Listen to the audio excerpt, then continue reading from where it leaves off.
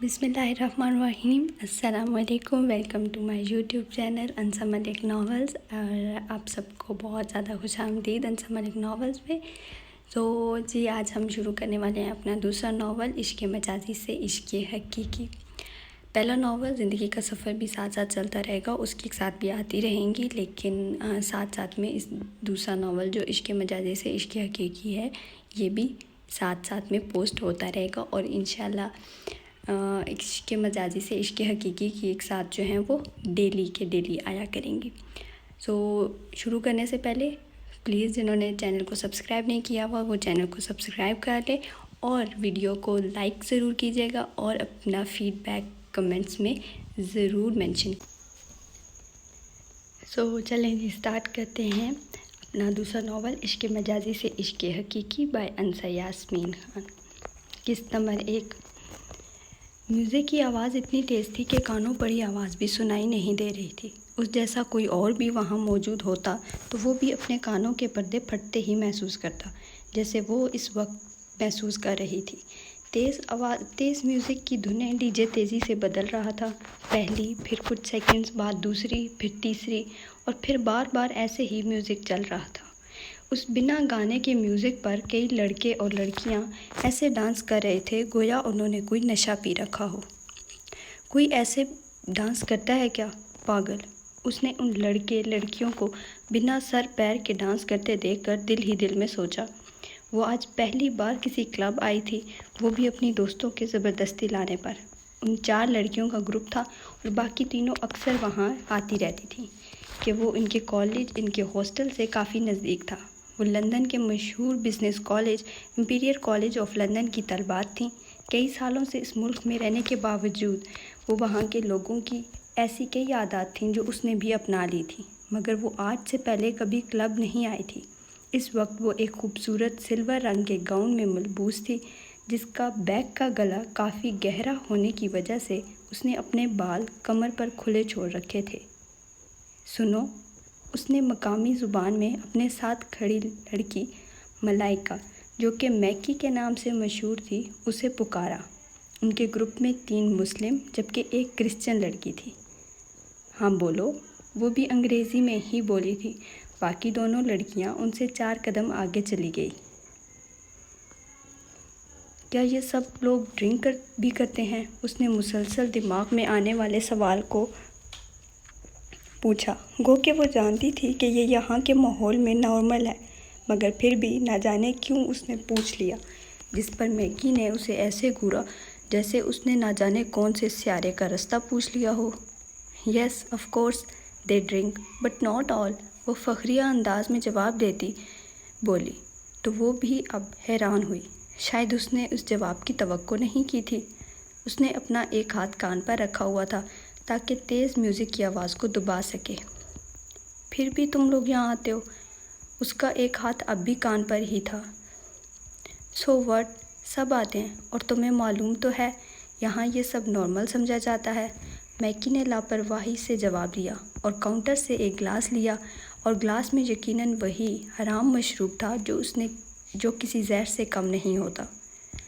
Okay let's dance, میکی نے اس کے انکار پر کندھے اٹھائے۔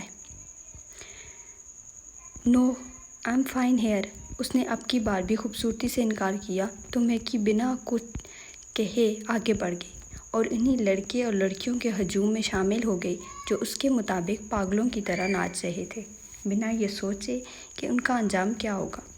جب دفتن اسے اپنے اوپر کسی کی نظروں کا ارتکاز ہوا، اس نے ارد گرد دیکھا، مگر سبھی اپنے آپ میں مست تھے۔ وہ بھی اپنا وہم سمجھ کر کاؤنٹر پر رکھے سٹولز میں سے ایک پر بیٹھ گئی۔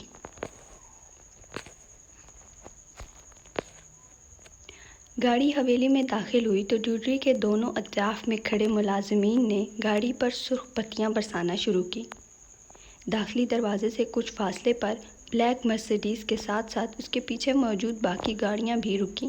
ایک ملازم نے تیزی سے گاڑی کا پچھلا دروازہ کھولا، بلیک جینز، بھوری لیدر جیکٹ کی زپ کھولے جہاں سے اس کی بلیک شرٹ نظر آ رہی تھی۔ اس نے جیسے ہی گاڑی سے باہر قدم رکھا، خان صاحب 2 قدم آگے کی جانب بڑھے۔ وہ پچھلے 4 سال سے اس کے آنے کا انتظار کر رہے تھے، مگر انتظار کے یہ لمحات کافی بھاری تھے۔ وہ اپنے مان، اپنے غرور اور اپنے فخر کو گلے لگانے کے لیے بے صبر تھے۔ طبیعت کی کچھ ناسازی اور کچھ اس کے منع کرنے کی وجہ سے وہ اسے لینے کے لیے ایئرپورٹ نہیں گئے تھے، مگر اب جب ان کا ثبوت ان کے سامنے موجود تھا تو ان کی آنکھیں لمحے بھر میں نم ہوئیں۔ وہ تو پہلے سے ہی نہ صرف اپنے خاندان بلکہ پورے گاؤں میں سب سے شاندار پرسنالٹی رکھتا تھا، اور ان 4 سالوں میں تو اس کی باروب شخصیت میں اور بھی اضافہ ہو گیا تھا۔ گہری بھوری آنکھیں، کشیدہ پیشانی، چہرے پر کھڑی مغرور ناک جو اس کی سحر انگیز شخصیت میں اضافہ کرتی۔ ہلکی بریڈ کے ساتھ وہ اپنی وجیہ پرسنالٹی لیے کسی ریاست کا شہزادہ لگ رہا تھا، اور اس کا استقبال بھی کچھ ایسا ہی کیا گیا تھا گویا کئی ممالک فتح کر کے آ رہا ہو۔ چہرے پر سنجیدگی سجائے وہ خان صاحب کی جانب بڑھا۔ آ گیا ہمارا شیر، خان صاحب نے نہایت پرجوش انداز میں اس کی طرف بڑھے اور اسے گلے لگایا۔ کیسے ہیں آپ بابا جان؟ وہ ان سے الگ ہوتے ہوئے بولا۔ اب آپ آ گئے ہیں تو ہم بھی بالکل ٹھیک ہیں، پرفیکٹ۔ وہ مسکراتے ہوئے اس کے سامنے تھپتھپاتے ہوئے بولے تو وہ دھیرے سے مسکراتے ہوئے ایک بار پھر ان کے گلے لگا۔ خان صاحب سے ملنے کے بعد وہ اپنے چچاؤں کی جانب بڑھا۔ کیسے ہو بدخودار؟ خان صاحب سے چھوٹے آفتاب خان اسے نہایت ہی پرخلوص انداز میں ملے۔ الحمدللہ، وہ بھی اسی انداز میں ان سے ملا اور پھر چھوٹے چچا جو اس کے چچا کم دوست زیادہ تھے ان کی طرف بڑھا۔ کیسے ہیں بڈی؟ وہ بچپن سے ہی بہرام خان کو بڈی کہہ کر پکارتا۔ ایک دم مست۔ آپ سنائیں شہزادے صاحب؟ بہرام خان اسے گلے لگائے مسکراتے ہوئے بولے۔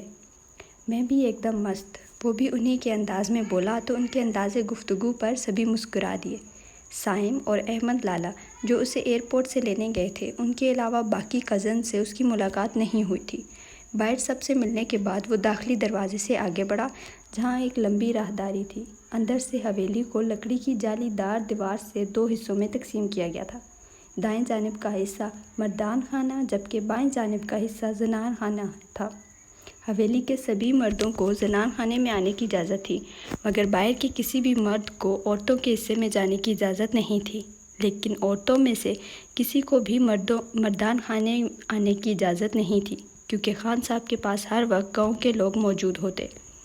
حویلی کو باہر سے دیکھنے پر وہ مغلیہ دور کی تاریخی عمارت معلوم ہوتی۔ وہ باہر سے جس قدر خوبصورت اور پرکشش تھی، اندر سے اس سے بھی زیادہ خوبصورت اور جدید انداز سے آراستہ کی گئی تھی۔ راہداری سے گزر کر دائیں اور بائیں جانب کمرے تھے جو گیسٹ رومز کے طور پر استعمال ہوتے۔ 3 سیڑھیاں اتر کر کھلا لانچ تھا جہاں قیمتی فانوس اپنی روشنیاں بکھیرے ہوئے تھے۔ ہال کو جالی دار دیوار سے 2 حصوں میں تقسیم کیا گیا تھا۔ دونوں جانب قیمتی صوفے رکھے گئے تھے۔ دونوں جانب سے سیڑھیاں اوپر کی منزل کو جاتی۔ اوپر کی منزل کے کمرے ینگ جنریشن کے استعمال میں تھے۔ لانچ میں کھڑے ہو کر اس نے ایک نظر پوری حویلی پر ڈالی۔ 4 سال پہلے حویلی وہ جیسی چھوڑ کر گیا تھا اب بھی سب ویسا ہی تھا، بس راہداری کی دیوار پر اس کی کچھ نئی تصاویریں آویزاں تھیں جو اس نے لندن سے بھیجی تھی۔ آنکھیں بند کر کے اس نے حویلی کی خوشبو کو اپنے اندر اتارا اور سیڑھیاں اترتا یاسمین خانم کے سامنے جا رکا، جن کی آنکھیں اسے اپنے سامنے دیکھ کر نم ہوئیں۔ وہ اپنے بیٹے کو 4 سال بعد گلے لگا رہی تھی، اسے کئی بار چھو کر اس کے ہونے کا یقین کر چکی تھی۔ ان کی اس ادا پر سبھی نم آنکھوں سے مسکرا دیے۔ السلام علیکم لالا۔ سیڑھیوں سے بھاگتے ہوئے اترتی خوبصورتی کا پیکر وہ لڑکی مخصوص پشتون لباس میں ملبوس آسمان سے اتری پری معلوم ہو رہی تھی۔ نرم باریک آواز میں اپنے لالا کو پکارتی وہ اس جانب آئی۔ ارے ارے، آرام سے آرام سے۔ اسے یوں سیڑھیوں سے بھاگتا دیکھ وہ اس کی طرف پلٹتے ہوئے بولا۔ آپ نے تو ہمارے بارے میں پوچھا نہیں، تو ہم نے سوچا خود ہی ملنے جا کر۔ وہ روٹھے روٹھے انداز میں اسے گلے ملتے ہوئے بولی تو اس کے انداز پر وہ ہلکے سے مسکرا دیا۔ اچھا، اور آپ کو کیسے معلوم ہوا کہ میں نے نہیں پوچھا؟ وہ بھی اس سے نرمی سے گلے لگاتے ہوئے بولا۔ جھوٹ بولنے کی بالکل بھی ضرورت نہیں ہے، میں نے اوپر ریگنگ سے دیکھ لیا تھا۔ وہ ویسے ہی گلے لگے سر اوپر کرتے ہوئے بولی اور ایک بار پھر اس کے سینے سے لگی۔ لالا، آپ کو پتہ ہے؟ نہیں، مجھے کیسے معلوم ہوگا؟ وہ کچھ دیر بعد دوبارہ بولی تو اس کی بات مکمل ہونے سے قبل ہی وہ شرارتاً بولا، اور ایسے لمحات صرف شبنم کے حصے میں ہی آتے تھے، کیونکہ باقی سب کے لیے وہ کھڑوس، مغرور اور اکڑو خان تھا، جبکہ شبنم کے لیے وہ ایک نرم دل اور دنیا کا بیسٹ بھائی تھا۔ میری پوری بات تو سن لیں، وہ اس سے الگ ہوتے ہوئے بولی۔ اوکے، بولیں۔ وہ ایسے ہوا گویا اس کی بات سننے سے ضروری کچھ نہ ہو، اور شاید اس کے لیے شبنم سے اہم کوئی تھا بھی نہیں۔ آپ کو پتہ ہے، سارے گاؤں کی لڑکیاں آئی ہیں آپ کو دیکھنے۔ شبنم نے گویا اس کی معلومات میں اضافہ کیا تھا، جبکہ وہ جانتا تھا کہ خان صاحب نے ضرور اس کے آنے کی خوشی میں سارے گاؤں کو دعوت دے رکھی ہوگی۔ اوہ، تو کیا آپ نے انہیں بتایا نہیں کہ آپ کے لالا کو دیکھنے کا حق صرف آپ کے پاس ہے؟ وہ بھی اس کی سرگوشی کا جواب اسی طرح سرگوشی سے دیا اور اس کے بالوں میں نرمی سے بوسہ دیا۔ شبنم مجھ سے 5 سال چھوٹی تھی، اور اگر یہ کہا جائے کہ اس مغرور خان کی جان تھی تو غلط نہ ہوگا۔ 4 سال پہلے جب وہ لندن گیا تھا تو 1 مہینے تک شبنم بیمار رہی تھی، اور اس کے بعد قدرے سنبھل گئی، اور آج تو اس کی خوشی کا کوئی ٹھکانہ ہی نہیں تھا، کیونکہ اس کے لالا واپس آ چکے تھے۔ نہیں، میں نے سوچا کہ اب تک لندن میں آپ نے کسی کو یہ حق دے دیا ہو۔ اس نے شرارتی انداز میں سرگوشی کی۔ اگر آپ دونوں کی باتیں ہو گئی ہیں تو کیا بیٹھ جائیں؟ اس سے پہلے کہ شبنم کی بات کا جواب دیتا، آفتاب خان کی آواز پر ان کی جانب متوجہ ہوا۔ جی، وہ یک لفظی جواب دیتا، شبنم پر مصنوعی غصے بھری گھوری ڈالتا سب کے ساتھ صوفے کی جانب بڑھ گیا، جہاں سبھی بڑے برجمان ہو چکے تھے۔ باقی سب کہاں ہیں؟ نظر نہیں آ رہے۔ سب کے بیٹھ جانے کے بعد یاسمین بیگم نے ملازمہ سے کھانا لگانے کو کہا۔ کچھ توقف کے بعد اس نے ارد گرد نظر دوڑاتے ہوئے اپنے باقی کزنز کا پوچھا تھا۔ سائم بیرام خان کے علاوہ کسی سے اس کی خاص بنتی نہیں تھی۔ احمد لالا کے علاوہ سبھی اس سے چھوٹے تھے، اور ان کی عادات بھی اس سے مختلف تھیں۔ سائم اور وہ ہم عمر ہونے کے ساتھ اچھے دوست بھی تھے اور اکٹھے ہی پڑھتے بھی تھے۔ لندن جانے سے قبل اس نے سائم کو بھی ساتھ آنے کو کہا تھا، مگر سائم پاکستان میں رہ کر ہی اپنی تعلیم مکمل کرنا چاہتا تھا۔ اصیل 2 دن سے ضروری کام کی وجہ سے اسلام آباد گیا ہے، کل تک آ جائے گا، اور زرفشاں بھی کل ہی آئے گی۔ اس کے سسرال میں کوئی مسئلہ تھا، اور زرمین تو اوپر شبنم کے ساتھ ہی تھی۔ راحیلہ خانم نے اپنے بچوں کی مصروفیات بتائیں۔ وہ حویلی کی منزلی بہو یعنی آفتاب خان کی زوجہ محترمہ تھی، حویلی کے سبھی لوگوں میں سب سے الگ مزاج کی مالکن۔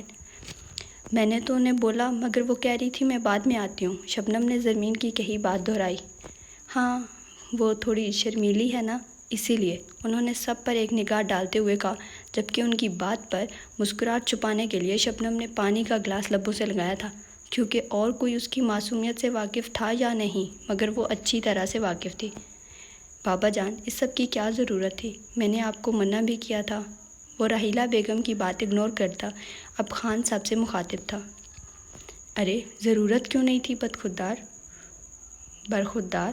آخر سب گاؤں والوں کو معلوم ہونا چاہیے نا کہ آفندیز کا بیٹا باہر سے ڈگری لے کر آیا ہے۔ خان صاحب سے پہلے ہی آفتاب صاحب بولے، ان کے لہجے میں فخر اور مان نمایاں تھا۔ بالکل خان، اس کی ضرورت تھی۔ خان صاحب نے بھی آفتاب خان کی حمایت کی تو سبھی کے چہروں پر مسکراہٹ بکھری۔ خان حویلی سکندر خان آفندی نے بنوائی تھی، جہاں وہ اپنی شریک حیات عائلہ خانم، اپنے 3 بیٹوں اور 2 بیٹیوں کے ساتھ رہائش پذیر تھے۔ بڑے بیٹے سلطان سکندر آفندی کی شادی ان کی پھپھو زاد یاسمین بیگم سے ہوئی، جو ایک نہایت ہی صابر اور خوش اخلاق خاتون تھی۔ ان کی آمد سے خان حویلی گویا جی اٹھی تھی۔ سلطان آفندی کی شادی کے ٹھیک 2 سال بعد آفتاب خان کی شادی بھی ان کی پھپھی زاد سے ہونا طے پائی، مگر راحیلہ خانم اس شادی سے ناخوش تھیں۔ وجہ ان کی سلطان آفندی کے لیے پسندیدگی تھی، مگر ان کی پسند کو اہمیت نہیں دی گئی۔ ایک تو سلطان آفندی اپنے والد کی مرضی سے شادی کر چکے تھے، اس لیے، اور دوسرا چونکہ وہ بھی ایک پٹھان فیملی سے تعلق رکھتی تھیں اور ان کے ہاں پسند کی شادی کو کافی معیوب سمجھا جاتا۔ شادی ہونے سے لے کر آج تک ان کی اپنی خالہ زاد یاسمین خانم سے سرد مگر خاموش دشمنی جاری تھی، اور پھر اللہ نے انہیں شادی کے کچھ عرصے بعد ہی بیٹی سے بھی نواز دیا تو انہیں یاسمین خانم پر کچھ اور برتری حاصل ہو گئی، کیونکہ یاسمین خانم اب تک اولاد کی نعمت سے محروم تھیں۔ زرفشاں کی پیدائش سے کچھ مہینے پہلے بیرام آفندی کی شادی ان کی اکلوتی خالہ زاد زرگل خانم سے کی گئی، اور انہیں بھی اللہ نے شادی کے کچھ وقت بعد ہی بیٹے کی نعمت سے نوازا۔ احمد بہرام آفندی کی پیدائش سے تقریباً 2 سال بعد یاسمین بیگم کے آنگن میں بھی اولاد کا پھول کھلا، جس کا نام سکندر خان آفندی نے خود زرغام سلطان آفندی رکھا، مگر اس کے 1 ماہ بعد ہی دل کا شدید دورہ پڑنے سے وہ دنیا سے رخصت ہو گئے اور اس کے چند دن بعد ہی عائلہ خانم بھی چل بسی۔ اس طرح اوپر تلے 2 اموات نے گویا حویلی کے کندھے توڑ دیے۔ سلطان آفندی جو ابھی بیٹے کی پیدائش کی ٹھیک طرح سے خوشی بھی نہ منا پائے تھے، اپنے 2 محبوب لوگوں کی جدائی پر بالکل ٹوٹ گئے، جبکہ یاسمین خانم آتے جاتے راحیلہ خانم کے تیکھے جملوں کا شکار ہوتی، جن کا جواب وہ تو نہ دیتی مگر زرگل خانم کوئی حساب باقی نہ رکھتی۔ کچھ عرصے میں سب سنبھلے ہی تھے کہ ایک اور واقعے نے حویلی کو سوگوار کر دیا۔